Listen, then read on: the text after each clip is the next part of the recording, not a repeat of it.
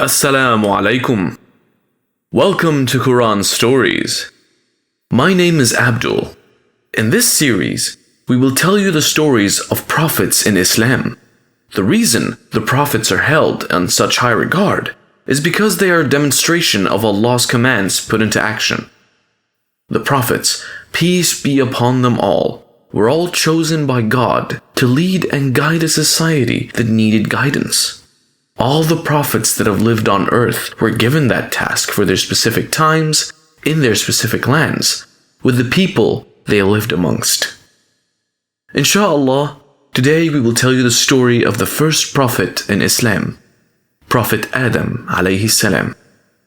Let us begin. Bismillah. The story of Prophet Adham alayhi salam. The story of the prophets starts with the story of Prophet Adham alayhi salam, the first human being. Allah subhanahu wa ta'ala sent angels to different parts of the earth to collect soil for making the first man. The angels collected different types of soil from all over the earth. Some was soft, some hard, some white, and some black. With this soil, God created the first man, and the God named him Adam alayhi salam. But God did not give life to the figure just yet. It stood there for 40 long years, just like that. One day, Allah subhanahu wa ta'ala blew his soul into the figure. Adam's body trembled into life. He sneezed and immediately said, "All praise and thanks is due to God." He saw the fruits lying around and he longed for it. But before the spirit reached his legs, he tried to reach for the fruits. He jumped towards it, but how could he? His legs were still made of clay. He fell down trying to jump. Allah subhanahu wa ta'ala ordered all the angels to bow down before the Prophet. The angels obeyed him and bowed down. But don't think that they worshipped him. They bowed down as a sign of respect. One by one, all the angels prostrated before the Prophet, except Iblis. Do you know who Iblis was? Yes, he was the shaitan. Iblis was made from the fire, so he claimed to be better than the Prophet. He refused to bow down before him. Allah subhanahu wa ta'ala was very angry. He did not like the disobedience of Iblis. He was banished from paradise and never allowed him to enter again. Shaitan realized that he got punished because of the humans, and he was very angry with them. He vowed to take revenge by misleading the humans. He planned to make them stop worshipping the true God and worship idols instead. Allah then taught Adam alayhi salam the names of every animal in the paradise. He learned the names of the lion, the sheep, camel, elephant, dove, peacock, and many, many more. Allah subhanahu wa ta'ala gave the Prophet absolute freedom in paradise. He was allowed to eat every fruit in the garden and everything as he wished, except for one thing. He was not allowed to eat the fruits of the forbidden tree. God told the Prophet that he should not eat the fruit of the forbidden tree. The Prophet agreed, and he enjoyed his life in the paradise, roaming around freely. The animals in paradise were his friends. He spent most of his time playing with the animals. However, the Prophet was alone in paradise, and he did not have a partner to spend time with. The night when the Prophet was sleeping, God created the first woman. Allah subhanahu wa ta'ala had created this woman from the ribs of the human. When he woke up, he was surprised to see a woman next to him. He named her Hawa because she was created from a living being. Both of them lived happily in the paradise for a long time. One day, Shaitan made a devious plan to get rid of the Prophet and his wife from paradise.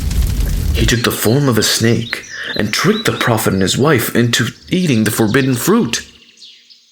But even before they could finish eating the fruit, they knew they had committed a grave sin. They were now filled with pain, sadness, and shame. After eating the fruit of forbidden knowledge, they realized they were naked, and they ran to cover themselves up in leaves, and they were now scared.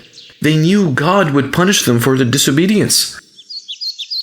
When Allah subhanahu wa ta'ala came to know about this, He was very angry. The Prophet and his wife were thrown out of paradise for disobeying His orders. They left paradise and descended upon the earth. The Prophet and his wife sat there crying. They were now repenting for their sins. Allah subhanahu wa ta'ala accepted their repentance because it was sincere. The truth is that Allah subhanahu wa ta'ala knew this would happen. He always knows things before they even occur. However, He did not force things to happen. He grants free will to the humans. The Prophet knew that life on earth was going to be very difficult. He had to build a house for them to live. Now, they no longer had the pleasures they enjoyed in paradise. He had to work hard to feed his family. In a few years, Hawa gave birth to twins, Qabil and his sister. Later, she gave birth to another twins, again a boy and a girl. This time, they named the boy Habil. Both Habil and Qabil grew up. Qabil took to farming, working in the fields and growing crops. And when Habil grew up, he became a shepherd and took care of the sheep and other animals. When Habil and Qabil became adults, the Prophet decided to get them married. This was part of Allah's plan to populate the earth. Since there were no other females on earth, Allah revealed to Adam that he should marry each son to the twin sister of the other. Qabil's twin sister was beautiful, while Habil's sister was not that beautiful. Qabil was not happy, as he wanted to marry his own sister. He rebelled against Allah's command by refusing to accept his father's command. The Prophet was in a dilemma now. He wanted peace and harmony in his family.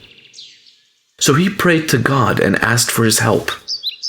Allah revealed that each son must offer a sacrifice. The argument was settled now. It was decided that the one whose sacrifice is accepted will marry Qabil's sister. Habil collected the best lamb from his flock and offered it as sacrifice to Allah subhanahu wa ta'ala. But Qabil didn't want to offer the best fruits and vegetables as sacrifice. Instead, he chose bad vegetables and grains for sacrifice. Allah subhanahu wa ta'ala accepted the sacrifice of Habil, the one made by Qabil. The Prophet was present when they made their sacrifices, and it was decided that Habil would marry Qabil's sister. But Qabil was not at all happy. He was so angry that he wanted to kill Habil. One day, Habil was late in coming home. The Prophet was worried, and he asked Qabil to find his brother. Qabil agreed and went searching for Habil in the fields.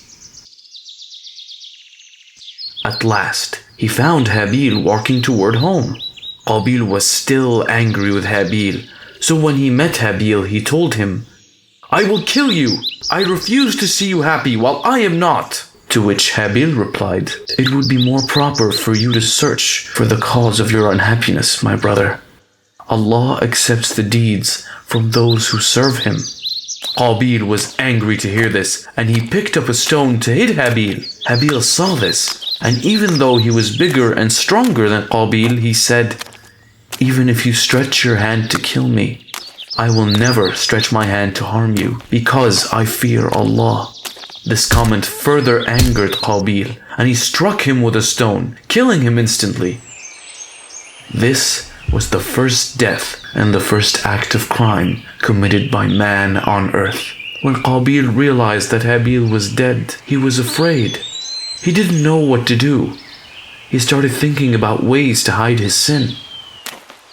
Qabil wandered from place to place with the dead body of Habil, trying to hide it. His anger had subsided by now, and he was full of guilt. It was then that he saw ravens fighting with each other. One raven killed the other during the fight, and it fell down. The victorious bird then used its beaks and claws to dig a hole in the ground. It buried the dead bird and filled the hole with mud. When Qabil saw this, he knew what he had to do with the dead body of his brother. He then buried his brother. This was the first burial of a man. Qabil was ashamed of what he had done. Adam alayhi salam was sad by the loss of his two sons. One was dead and the other was won over by the devil. He warned his other children about shaitan and asked them to always obey the commands of Allah subhanahu wa ta'ala. Years passed. Adam alayhi salam grew old and his children spread all over the earth. When he realized his death was near, he appointed Shaykh as the successor to his family. Before his death, the Prophet reassured his children that Allah would not leave man alone on earth. He would send his prophets to guide them. The prophets would have different names, traits, and miracles, but they would be united in one thing: the call to worship Allah alone. The Prophet closed his eyes after saying this. The angels entered the room and surrounded him. When he recognized the angel of death among them, he smiled at him peacefully. After his death, Shaykh took over the responsibilities and took care of the family. Did you like the story, kids? If you liked the video, don't forget to click that subscribe button and stay updated on all our videos. Please tell your friends about our channel as well. That's all for today, and before I leave, don't miss our next episode.